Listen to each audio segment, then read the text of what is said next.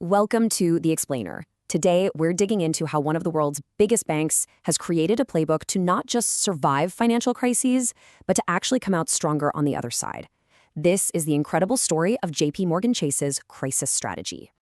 So let's just start with a number that kind of puts everything into perspective. $4 trillion. That's roughly the amount of assets JPMorgan Chase has on its books.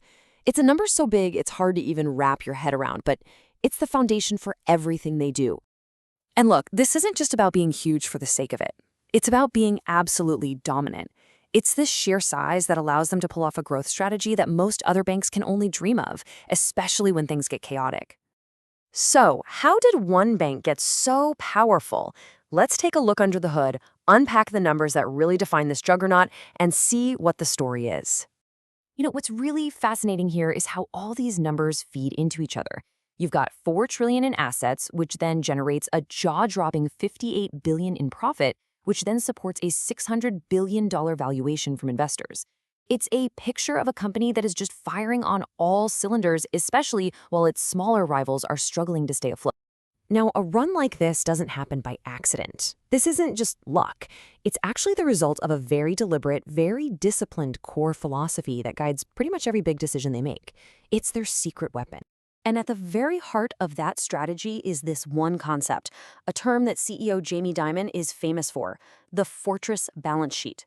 The idea is actually pretty simple, but it's powerful. You basically pile up so much capital that you become indestructible, no matter how bad the storm gets outside. And this chart, well, it shows you exactly what that looks like in the real world. That bar on the right, that's what the government says you have to hold. But the bar on the left, that's where JPMorgan chooses to be. That massive gap between the two isn't just a safety cushion.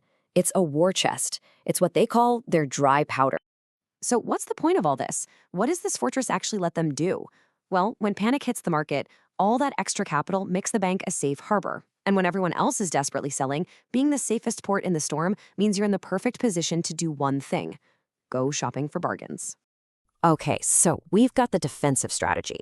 Now let's get to the really interesting part: how they turn that defensive posture into an incredible, repeatable offensive playbook, one that literally turns a market meltdown into a massive opportunity.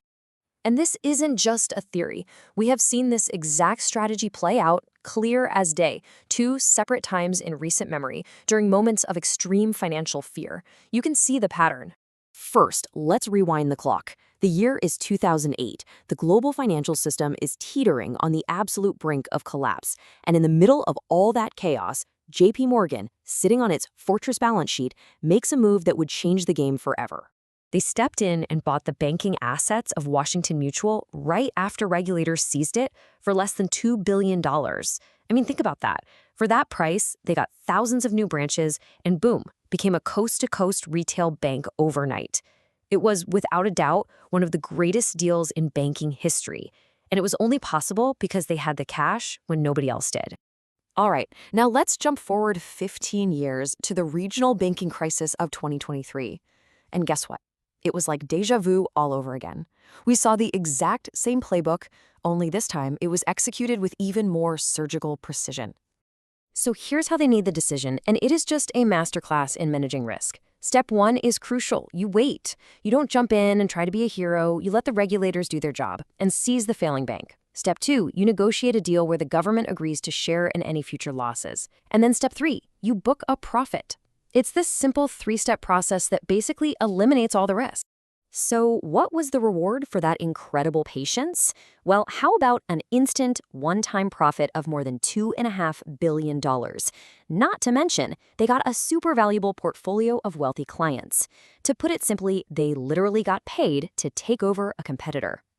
Okay, so when you see a bank winning like this over and over, acting as the government's go-to rescuer in a crisis, it naturally leads you to a pretty fundamental question about the future.